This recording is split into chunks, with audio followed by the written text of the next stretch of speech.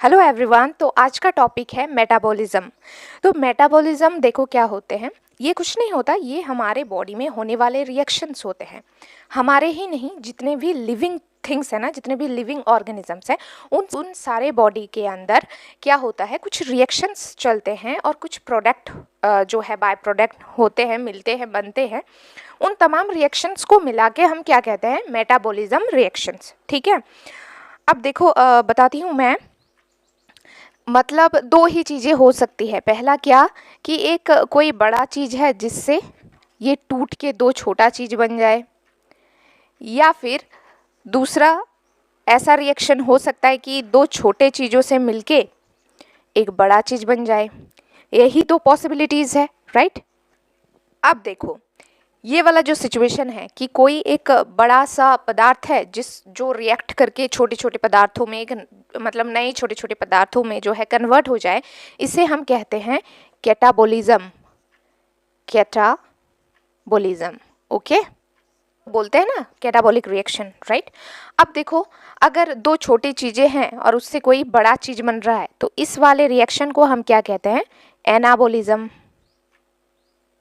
ठीक है, क्या कहते हैं, anabolism. See, metabolism is defining feature of living state, है ना। मैंने क्या कहा, सारे लिविंग ऑर्गेनिजम्स के बॉडी में कुछ रिएक्शंस चलते हैं जिन्हें हम मेटाबॉलिक रिएक्शन कहते हैं, और ये चलेगा ही। देखो मेटाबॉलिक रिएक्शन क्या होते हैं, सबसे पहले बात कर लेते हैं। जैसे हमारा बॉडी किससे बना है बताओ, केमिकल से, राइट। वो वाला केमिकल नहीं जो कि हमें फूड में हार्मफुल केमिकल हम लोग खाते रहते हैं जिससे कि बीमारियां कॉज होती है, वो वाला नहीं। सारे केमिस्ट्री में जितने भी कंपाउंड है वो हम मिला के कह देते हैं केमिकल्स, राइट। और हमारा बॉडी केमिकल्स से ही तो बना है, लाइक कार्बोहाइड्रेट, लाइक प्रोटीन, ये सारी चीज़ें से ही तो हमारा पूरा बॉडी बना हुआ है, राइट। सो इसका मतलब जितने भी लिविंग ऑर्गेनिजम्स हैं उनके बॉडी में जो है रिएक्शंस चलते हैं, तो ये ऑल लिविंग ऑर्गेनिजम्स पर एप्लीकेबल है, तो हम इसे डिफाइनिंग फीचर कह सकते हैं। लेकिन एक प्रॉब्लम है, देखो क्या प्रॉब्लम, कि लैब में भी तो हम एक केमिकल को, एक पतीला लेते हैं लैब में, सपोज एक पतीला लिया हमने लैब में, एक केमिकल को दूसरे केमिकल से मिलाया, तो वहाँ पे भी तो यार रिएक्शंस हो रहे हैं ना। इसका मतलब हमारे बॉडी से बाहर भी रिएक्शंस हो रहे हैं, राइट। तो क्या हम पतीले को बोल देंगे कि ये लिविंग ऑर्गेनिजम्स है क्योंकि देखो यहाँ पे तो मेटाबॉलिक रिएक्शंस हो रहे हैं? नहीं ना। तो इसको सुधारने के लिए हम थोड़ा सा हाई लेवल, यानी हम थोड़ा सा अपने डेफिनेशन को मॉडिफाई करेंगे। क्या, but metabolic reaction are not restricted to living organisms.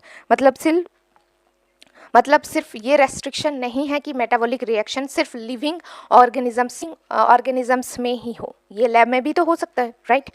तो अब इसको थोड़ा सा और जो है हम लोग क्या करते हैं, थोड़ा सा और मॉडिफाई करेंगे इसके डेफिनेशन को। फाइनल डेफिनेशन हमारा क्या होगा कि metabolic reactions occurring inside cells is the defining feature। ये है डिफाइनिंग फीचर। जितने भी लिविंग ऑर्गेनिजम्स हैं उनके सेल्स के अंदर मेटाबॉलिक रिएक्शंस होते हैं, ठीक है। इसका मतलब इसके लिए सेलुलर नेचर होना जरूरी है, राइट। तो हम क्या बोलेंगे, सेलुलर नेचर इज डिफाइनिंग। अभी तक हमने ग्रोथ में जब पढ़ा था तो इंटरनल ग्रोथ हमारी डिफाइनिंग फीचर थी, राइट। तो अब सेलुलर नेचर भी हमारी क्या होगी, डिफाइनिंग फीचर हो गई, ठीक है। अब हम चलते हैं हमारे next topic, that is consciousness. तो देखो कॉन्शियसनेस मतलब क्या होता है। कॉन्शियसनेस मतलब होता है sensing the environment, sensing the environment, ठीक है, सेंसिंग द इन्वायरमेंट। अब देखो यार, तुम खड़े हो, तुम्हें कोई थप्पड़ लगाकर चला जाएगा, तो तुम सेंस करोगे ना। मतलब हम इन्वायरमेंट के प्रति सेंस करते हैं ना, हमें महसूस होती है ना। तो ये है कॉन्शियसनेस, और ये सभी लिविंग जो है ये है कॉन्शियसनेस। अब तुम बोलोगे कि एक पेड़ है, उसको भी तो हम धक्का लगा के चले जाते हैं, तो वो तो कॉन्शियस, वो भी तो लिविंग है, तो वो तो कॉन्शियसनेस नहीं दिखाता है हमारे प्रति। देखो दिखाता है, रिएक्ट भी करता है, बट उसको हम एक्सेप्ट नहीं कर पाते हैं, समझ नहीं पाते हैं उस रिएक्शन को, समझ रहे हो। तो ये है कॉन्शियसनेस।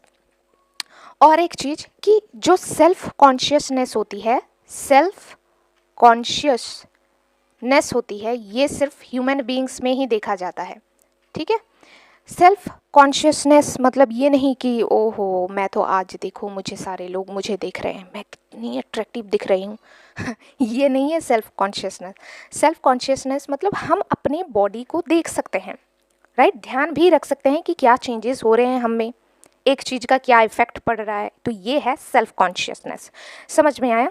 और इसके पहले वाले वीडियोस अगर नहीं देखा है तो डिस्क्रिप्शन में लिंक है, आप देख सकते हैं। और प्लीज़ इस वीडियो को लाइक शेयर और प्लीज़ चैनल के साथ जुड़ जाओ और पढ़ना स्टार्ट करो, ठीक है।